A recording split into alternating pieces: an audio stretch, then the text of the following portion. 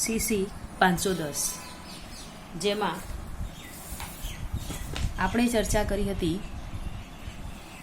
બંધારણના લક્ષણો અને બંધારણના વિશિષ્ટ અધિકારો.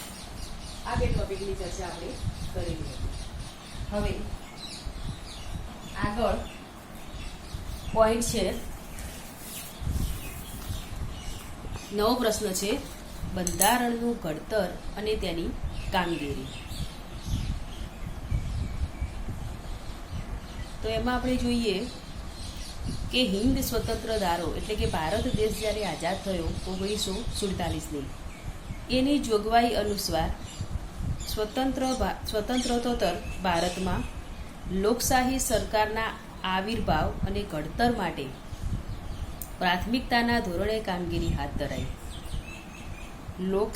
કોઈપણ લોકશાહી સંસ્થા તેના બંધારણ ઘડતર વિના કામ ચલાવી શકે નહીં. આ ન્યાયે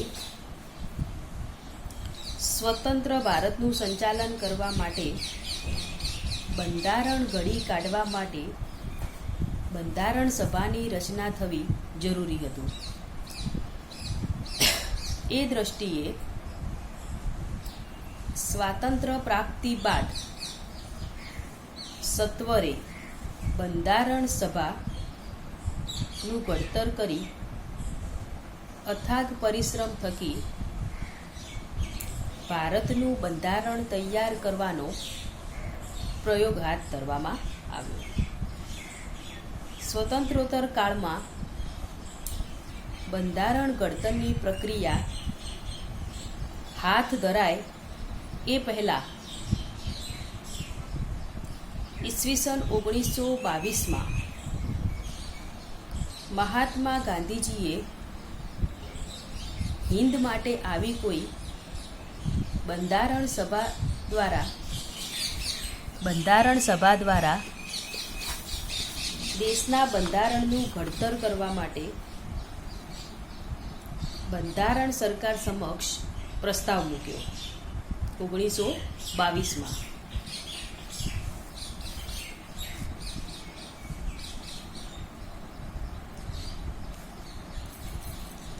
ઈસવીસન 1935માં હિન્દ સરકાર ધારામાં કંઈક અંશે મૂર્તિમંત થતો જણાયો. 1922માં પ્રસ્તાવ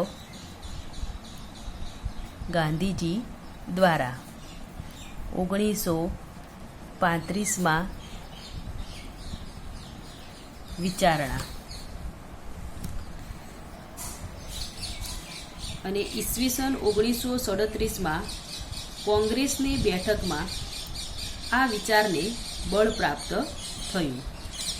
1937માં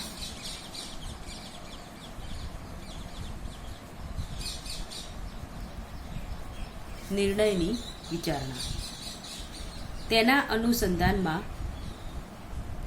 પંડિત જવાહરલાલ નહેરુએ પુખ્તવય મતાધિકારના ધોરણે રચાયેલી બંધારણ સભામાં જ ભારતના બંધારણની રચના કરવા માટે લાયક કહેવાય એવો મત રજૂ કર્યો 1938માં. 1938માં જવાહરલાલ નહેરુનો મત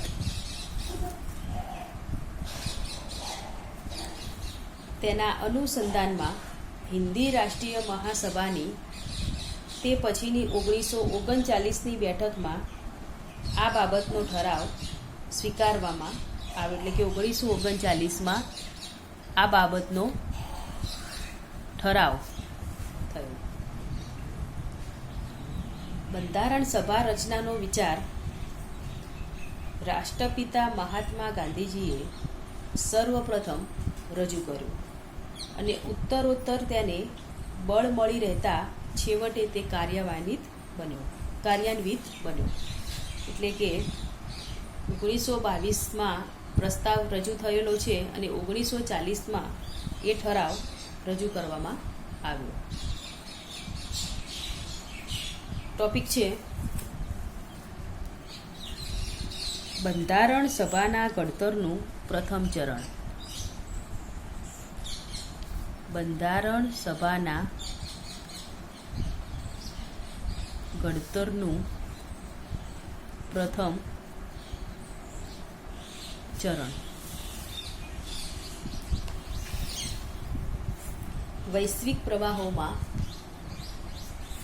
સૌથી વિશેષ ધ્યાન દોરે તેવી ઘટના દ્વિતીય વિશ્વયુદ્ધ હતું.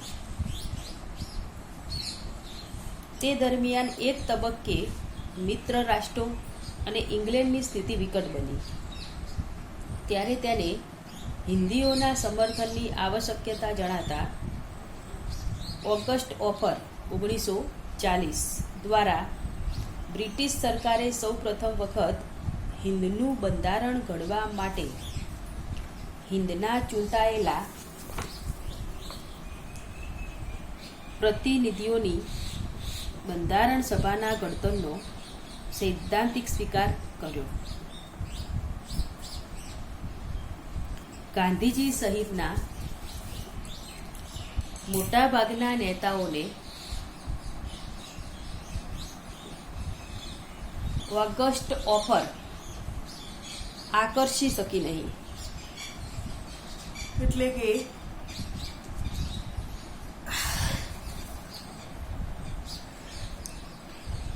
ઓગસ્ટ ઓફર 1940માં બ્રિટિશ સરકારે સૌપ્રથમ હિન્દનું બંધારણ ઘડવા માટે સિદ્ધાંત સ્વીકાર કર્યો, પરંતુ ગાંધીજીએ આ ઓફરને સ્વીકારી નહીં. ત્યારબાદ સર સ્ટેફર્ડ ક્રિપ્સની આગેવાની નીચે હિન્દ આવેલા ક્રિપ્સ મિશન બ્રિટિશ તપાસ પંચે ક્રિપ્સની દરખાસ્તો રજૂ કરી, જે 1942માં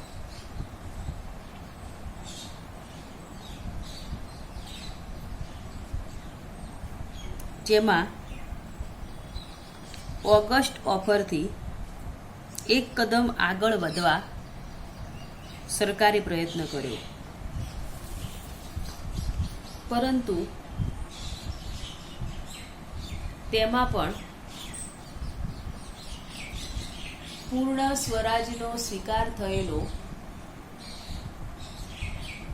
ન હોવાથી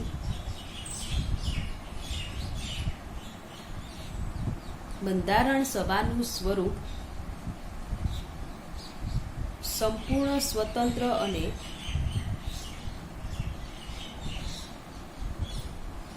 સાર્વભૌમ ન હોવાને લીધે હિન્દે આ યોજના પણ અસ્વીકૃત કરી.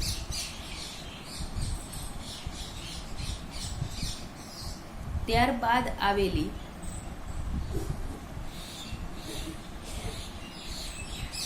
વેવેલ યોજના 1946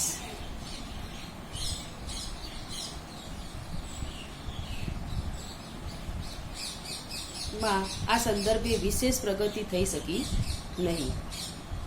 અંતે કેબિનેટ મિશન 1946માં બ્રિટિશ પાર્લામેન્ટના વરિષ્ઠ સભ્યોના બનેલા પંચે હિન્દના બંધારણ ઘડતર માટે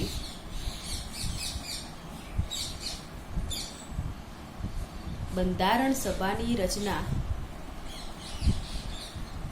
ઘણા સમયથી ચાલી આવતી હતી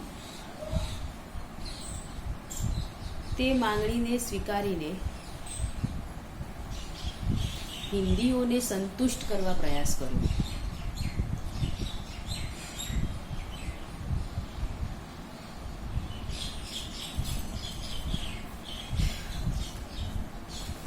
ટોપિક છે બંધારણ સભાની રચના.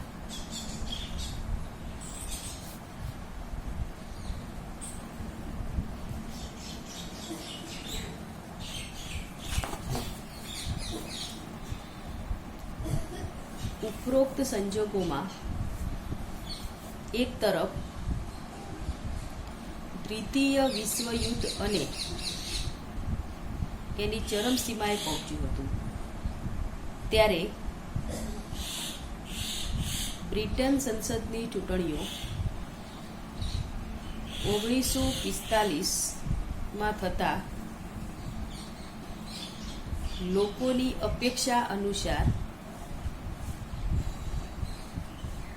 તેમાં બ્રિટનના ત્રણેય પક્ષો રૂઢિચુસ્ત પક્ષ, કન્ઝર્વેટિવ પાર્ટી, ઉદારમતવાદી પક્ષ લિબરલ પાર્ટી, મજદૂર પક્ષ લેબર પાર્ટી પૈકીના મજદૂર પક્ષને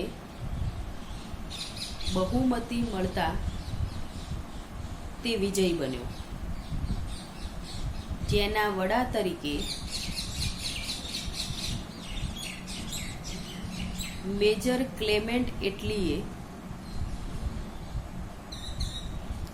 ઇંગ્લેન્ડના વડાપ્રધાનના પદનો સ્વીકાર કર્યો. પરિણામે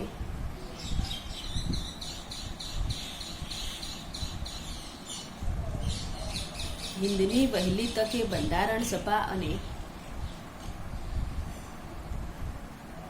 પૂર્ણ સ્વરાજ્ય મેળવવા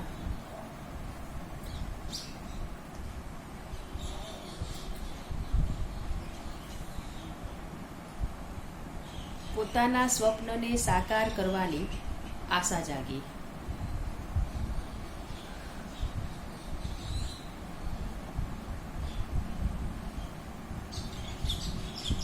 એના અનુસંધાનમાં આવેલા કેબિનેટ મિશન થકી આ દિશામાં યોગ્ય પ્રયાસો હાથ ધરાયા. છેવટે બંધારણ સભાની રચના થતા બંધારણ ઘડતર માટેની હિન્દીઓની લાંબા સમયની માંગણીઓનો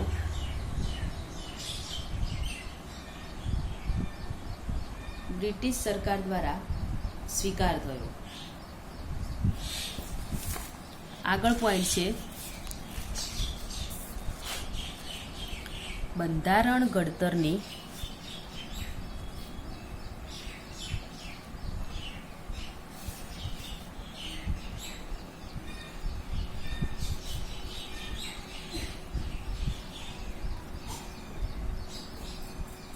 પ્રક્રિયાનો પ્રારંભ. ઉપરોક્ત સંજોગોમાં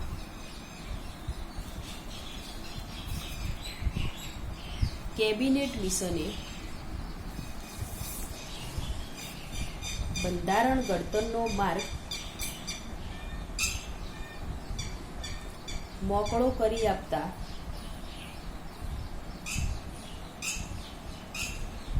બંધારણ સભાની સર્વપ્રથમ બેઠક 9 ડિસેમ્બર 1946ના રોજ મળી. આ બેઠકમાં બ્રિટિશ પ્રાંતોમાંથી 269 અને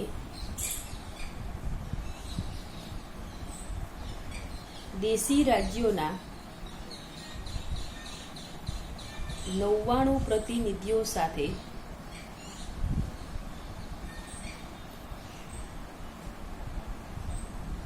કુલ 389 બેઠકો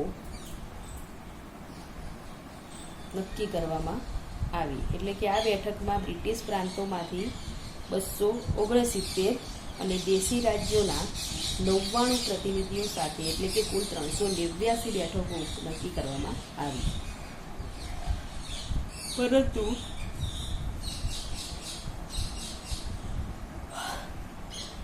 મુસ્લિમ લીગે અને કેટલાક દેશી રજવાડાઓએ તેમાં પોતાના પ્રતિનિધિઓ નહીં મોકલીને આ સંખ્યા પૂરી કરી નહીં. તેમ છતાં મળેલી બેઠકે 2 દિવસ ચાલેલી ચર્ચા વિચારણાના અંતે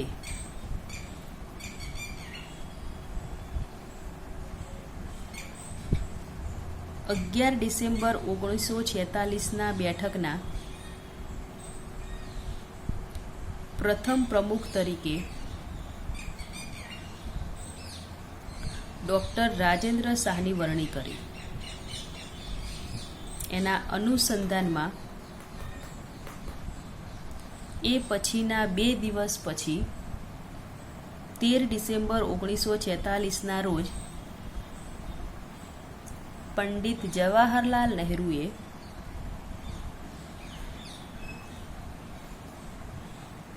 રજૂ કરેલ ભારતની સ્વતંત્રતાને લગતા ઐતિહાસિક ઠરાવનો કોંગ્રેસે સંપૂર્ણ બહાલી આપતા અનુકૂળ વાતાવરણ રચાયું.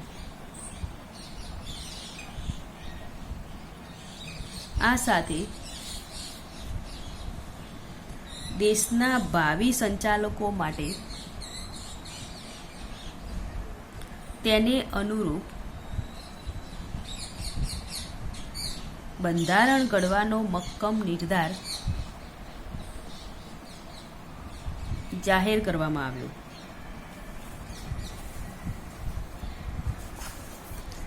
તેનો આશય ભારતને એક સંઘ રાજ્ય બનાવી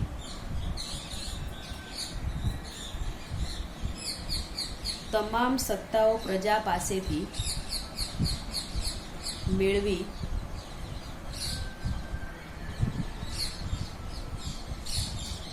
દેશનું લોકહિતમાં સંચાલન કરવાનો હતો.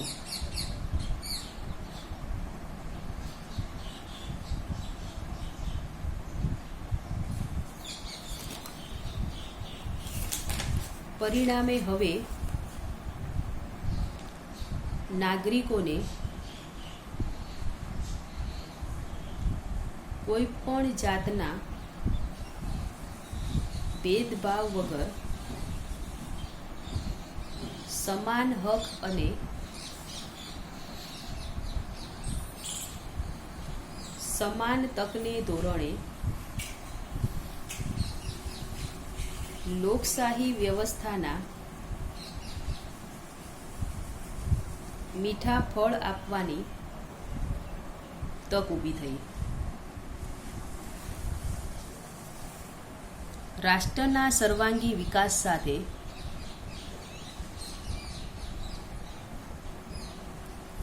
સમાજના છેક તળિયે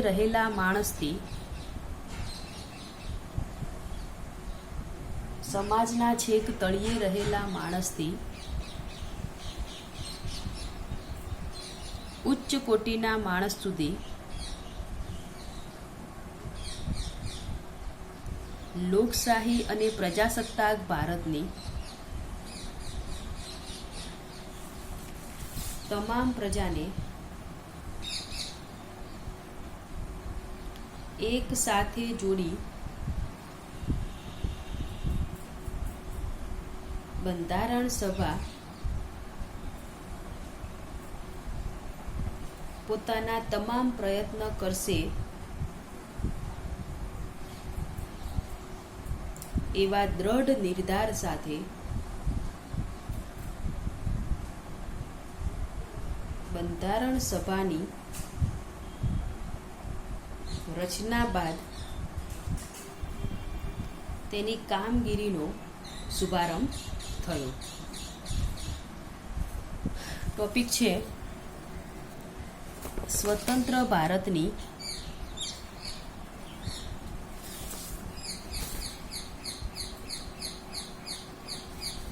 બંધારણ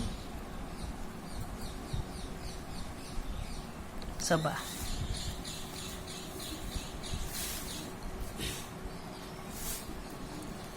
બંધારણ સભાની પૂર્વે મળેલી 3 બેઠકો બાદ ચોથી બેઠક મળી ત્યારે ભારત સ્વતંત્ર રાષ્ટ્ર બની ચૂક્યું હતું, એટલે કે ભારત આઝાદ થઈ ચૂક્યું હતું. તેથી આ ચોથી બેઠક પૂર્વે ઘડાયેલી બંધારણ સભા હવે ભારતની સાર્વભૌમ સંસ્થા બની રહી. હિંદના ભાગલા પડતા રચાયેલા ભારત અને પાકિસ્તાન નામના 2 નવોદિત રાષ્ટ્રોને પ્રારંભિક અવસ્થામાં ઘણી બધી સમસ્યાઓનો સામનો કરવો પડ્યો. બંધારણ સભામાંથી પણ મુસ્લિમ લીગના પ્રતિનિધિઓ છૂટા પડતા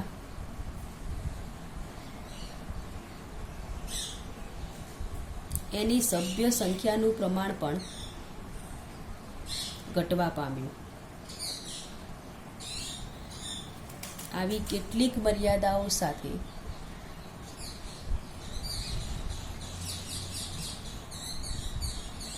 સ્વતંત્ર ભારતની પ્રથમ બેઠકે સ્વતંત્ર ભારતના બંધારણ ઘડતરની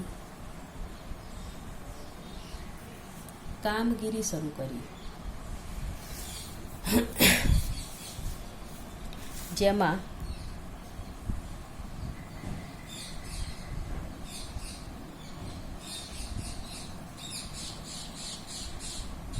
સર્વપ્રથમ આ સભાએ ભારતના રાજ ચિહ્નો તરીકે અશોક ચક્ર તેમજ અશોક ચક્ર સહિતના તિરંગા ધ્વજને રાષ્ટ્રધ્વજ તરીકે સ્વીકારવાનું ઠરાવ્યું. તે પછી સ્વતંત્ર રાષ્ટ્રના ઘડતર માટે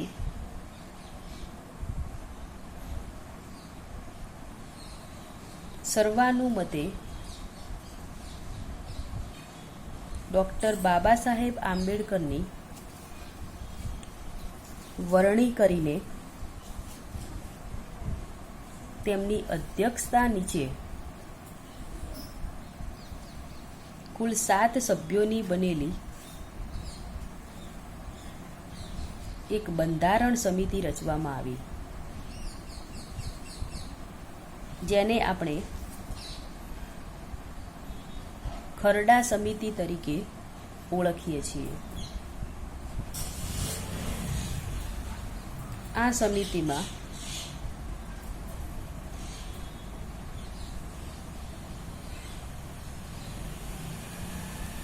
ડૉક્ટર બાબા સાહેબ આંબેડકર અધ્યક્ષ, ગુજરાતના મૂર્ધન્ય સાહિત્યકાર અને કુશળ બંધારણવિદ કનૈયાલાલ મુનશી, શ્રી ટી કૃષ્ણાચારી, શ્રી ગોપાલસ્વામી આયંગર, શ્રી અલાદી કૃષ્ણ સ્વામી અય્યર, શ્રી B.N. રાવ, શ્રી S.N. મુખર્જી વગેરે બંધારણવિદોનો સમાવેશ કરવામાં આવ્યો હતો.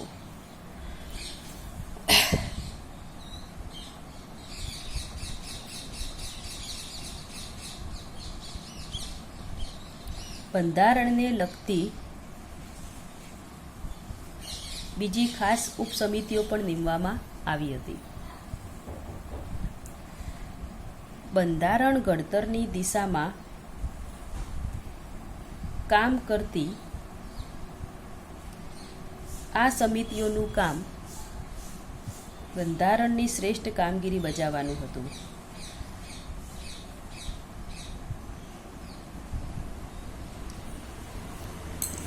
પોઈન્ટ છે બંધારણ સભાને આપેલું અંતિમ સ્વરૂપ.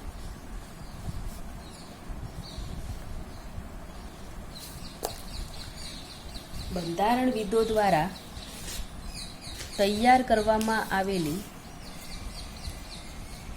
પુખ્ત ચર્ચા વિચારણા નવેમ્બર 1948માં જરૂરી સુધારા સાથે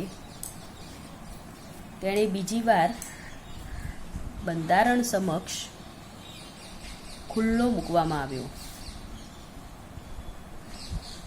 તેની પ્રત્યેક જોગવાઈ અને વિગતો પર પૂરતી ચર્ચા વિચારણા કર્યા બાદ બંધારણ સભા દ્વારા અત્યંત કાળજીપૂર્વક તેમાં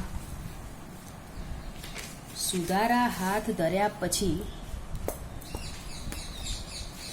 બંધારણ ઘડતરની દિશામાં એક કદમ આગળ વધવામાં આવ્યું. બંધારણવિદોએ કાળજીપૂર્વકની ચર્ચાઓ બાદ કુલ 7,636 સુધારાઓ સૂચવ્યા, જે પૈકીના 2,473 સુધારાઓ પર ઉપસ્થિત થયેલા મતાંતરોને ટાળવા મુક્ત મતદાન પણ કરવામાં આવ્યું. છેવટે બંધારણને આ બંધારણ સભાના વિદ્વાનોએ આખરી રૂપ આપ્યું નવેમ્બર 1949માં, જેમાં 395 કલમો અને 8 પરિશિષ્ટો સમાવવામાં આવ્યા હતા. આ સમસ્ત બંધારણ તૈયાર કરવા તજજ્ઞોને 2 વર્ષ 11 માસ અને 18 દિવસનો સમય લાગ્યો હતો. આ રીતે સ્વતંત્ર, સાર્વભૌમ અને પ્રજાસત્તાક ભારતના શકવર્તી બંધારણે દસ્તાવેજ તૈયાર કર્યો, જે 26 જાન્યુઆરી 1950ના શ્રેષ્ઠ દિવસથી અમલમાં આવ્યો અને તે ક્ષણથી ભારત લોકશાહી અને પ્રજાસત્તાક રાષ્ટ્ર બન્યું. આમ ઘણા લાંબા સમયથી ભારતીયોની પોતાની માંગ અને અપેક્ષા લાંબા સમય પછી પૂર્ણ થઈ. સાયમન કમિશનના હિન્દીઓ દ્વારા થયેલા બહિષ્કારથી અકળાયેલી બ્રિટિશ સરકારે આવડત હોય તો આવો કોઈ અહેવાલ તૈયાર કરી બતાવવાનો પડકાર ફેંક્યો હતો, જેમાં સર્વાનુમતથી એવો શબ્દ મૂકી આ પ્રક્રિયાને શરૂ થતાં પહેલાં જ સફળ રીતે પૂર્ણ થવા માટે પ્રશ્નાર્થ નીચે મૂકી હતી. મોતીલાલ નહેરુના અધ્યક્ષતાના નીચે નિમાયેલી સમિતિએ આ સમયમાં કામ પૂર્ણ કરી સરકારની બોલતી બંધ કરી દીધી. નહેરુના અહેવાલને સ્વતંત્ર ભારતના બંધારણની બ્લુ પ્રિન્ટ કહીને લોકોએ બિરદાવ્યો હતો. તો આ રીતે રાજેન્દ્ર પ્રસાદ અને આંબેડકર જેવા નિષ્ણાત તજજ્ઞોની મદદથી સ્વતંત્ર ભારતનું બંધારણ ઘડીને તૈયાર કર્યું હતું.